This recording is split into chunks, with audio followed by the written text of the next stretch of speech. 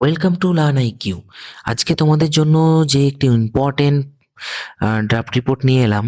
তো এটার বিষয়বস্তু বুঝতে পারছো, দিল্লি এয়ার পলিউশন নিয়ে এটি সমাজের এখন খুবই একটা মানে ইন্ডিয়ার খুবই একটা উদ্বেগের বিষয়। তো এই দিল্লি ইন্ডিয়া গেট দেখতে পাচ্ছ, তো কেমন পরিস্থিতি এটা পিকচারে। তোমরা তো এমনিও তোমরা খবরের কাগজে বা চ্যানেলে দেখতে পাবে অনেক জায়গায় এই যে কি সিচুয়েশন তৈরি হচ্ছে, প্রচুর গাড়ি পরপর লাইনে লাইন, হ্যাঁ, ধোঁয়ার সাথে দেখতে পাওয়া যাচ্ছে না, সেখানে অ্যাক্সিডেন্ট হচ্ছে। তো এই বিষয় নিয়ে কিন্তু একটা উদ্বেগের বিষয়। এই নিয়ে তোমাদের পরীক্ষাতে প্রশ্ন আসার সম্ভাবনা খুবই প্রবল। এটা একটা ইম্পর্টেন্ট টপিক, ঠিক আছে? তো দেখো হেডিংটা দেওয়া হয়েছে এয়ারো এয়ারো এয়ারপোক্যালিপস। এই এয়ারপোক্যালিপসের মানে এটা এয়ার ও অ্যাপোক্যালিপসের সংমিশ্রণে করা হয়েছে, যে বায়ু মহা বিপর্যয় এই বিষয়টাকে বোঝানোর জন্য। দিল্লি আন্ডার এনভায়রনমেন্টাল লকডাউন, তোমরা দিল্লি আন্ডার এনভায়রনমেন্টাল লকডাউনও বলতে পারো, ঠিক আছে? তারপর দেখো by special correspondent December 2, 2025, Kolkata. New Delhi is once again engulfed in a thick blanket of a toxic smog, pushing the national capital into a state of environmental emergency. Over the past week, the air quality index has repeatedly crossed the severe mark, marking the air dangerous to breathe even for healthy individuals. এই যে বিষয়টা, মানে এই প্রথম লাইনেই বলা হয়ে গেল। এখানে তোমরা XYZ লিখতে পারো, ঠিক আছে? এই অ্যাড্রেসটাকে XYZ লিখতে পারো বা দিল্লিও লিখতে পারো। এই যে নিউ দিল্লি আবারও একটা ঠিক মানে মোটা ব্ল্যাঙ্কেটের মতো একটা টক্সিক্স মানে বিষাক্ত কুয়াশাতে জড়িয়ে আছে, আচ্ছন্ন হয়ে পড়েছে। এই সমস্ত বিষয়গুলো এখানে তুলে ধরা হয়েছে, যে এয়ার কোয়ালিটি ইন্ডেক্স মানে বেড়ে গেছে। হ্যাঁ, ঠিক আছে?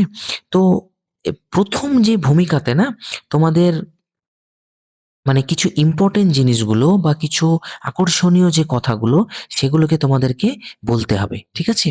এইটা তোমাদেরকে ৪-৫ লাইনের মধ্যে বলে দিলে না, তোমাদের মানে যিনি খাতা চেক করবেন, তিনি কিন্তু ভালোভাবে খাতাটা তোমার প্রতি একটা সহানুভূতিশীল আসবে, ঠিক আছে? তো মোস্ট প্রবাবলি যে এই যে এয়ার কোয়ালিটি ইন্ডেক্স এই যে বিষয়টা, এটা মোস্ট প্রবাবলি ০ থেকে ৫০ এর মধ্যে থাকলেই সবথেকে উত্তম। হ্যাঁ, ভালো।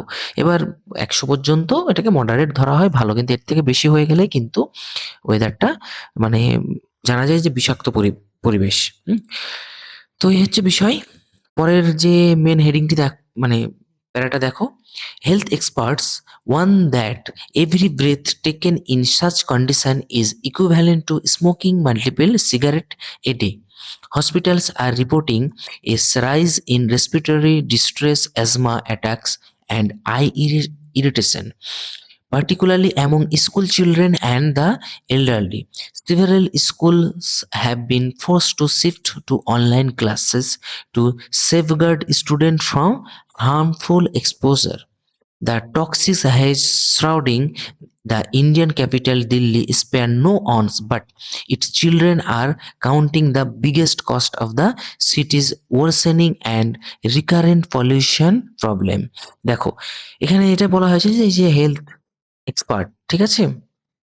এই যে হেলথ এক্সপার্ট ওয়ান মানে স্বাস্থ্য বিশেষজ্ঞ সতর্ক করে দিচ্ছেন যে এই ধরনের সমস্ত পরিস্থিতিতে মানে এমন একটা সিচুয়েশন তৈরি হচ্ছে, যেন অনেকগুলো সিগারেট একটা দিনে খাওয়ার পরে যে সিচুয়েশন ফুসফুসে তৈরি হয় বা হেলথের যে ক্ষতি হয়, সেটাই কিন্তু এখানে স্বাস্থ্যবিদরা ওয়ার্ন করছে।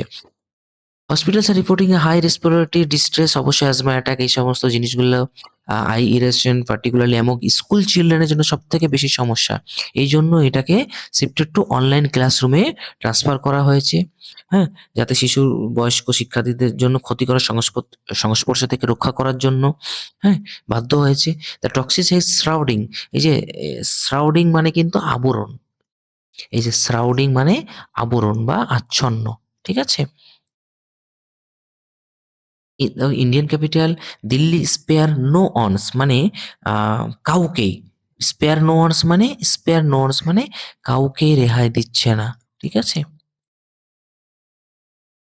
কাউকেই রেহাই দিচ্ছে না। But it's children's are counting a biggest cost of the cities worsening and recurrent pollution problem. তবে ধোঁয়াশার ক্রমবর্ধমান ও মানে পুনরাবৃত্ত যে দূষণ সমস্যার সব থেকে বড় মূল্য এর কে বহন করছে কে? হ্যাঁ, শিশুরাই বহন করছে, ঠিক আছে? তারপর দেখো, Winter winds, slow and cold, lock the pollutants close to the ground, turning every breath into the challenge. To combat the situation, the Delhi government has intensified pollution control measures under the Graded Response Action Plan (GRAP). Construction activities have been restricted. Water sprinkling and anti-smoke gun are being deployed, and a ban has been enforced on firecracker and West burning, যে এইসব ধোঁয়া আগুন এইসব জ্বালানো থেকে, fire থেকে এগুলোতে ban আনা হয়েছে। ওয়াটার স্পার্কলিং মানে বিভিন্ন জায়গায় জল ছড়ানো হচ্ছে যে পাম্পের মাধ্যমে, যাতে কি হয় এয়ার কোয়ালিটি ইন্ডেক্সটা কমে যায়।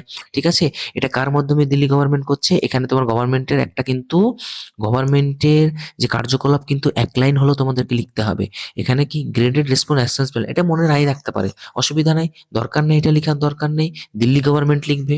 এটা তোমাদেরকে এক্সট্রা ইনফরমেশন দেওয়া হবে, যারা মনে রাখতে পারবে ভালো, কোনো অসুবিধা নেই। ঠিক আছে, তাহলে এটা কি এই উইন্টারের সময় কি হয়, এই যে কুয়াশা আর ধোঁয়া নিয়ে ধোঁয়াশা তৈরি হয়।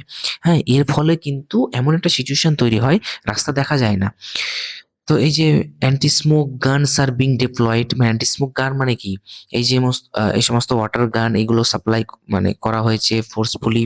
হ্যাঁ, এই এয়ার কোয়ালিটি ইন্ডেক্স কমানোর জন্য যথাযোগ্য কিন্তু দিল্লি গভর্নমেন্ট চেষ্টা করে চলেছে, এটাই বলা হয়েছে। ঠিক আছে, তারপরে যে উপসংহারটা দেখো, environmentalist say the battle for blue skies can not be won in a day. India's capital needs cleaner fuel, efficient waste management, massive green cover, and most importantly, collective responsibility.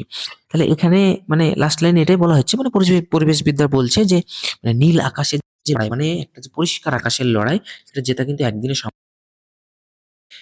মানে অবশ্যই এটা একদিনে তো সম্ভবই নয়। ঠিক আছে? ভারতের রাজনীতির প্রয়োজন মানে পরিষ্কার জ্বালানি। পরিষ্কার জ্বালানি মানে কি? বায়োফুয়েল।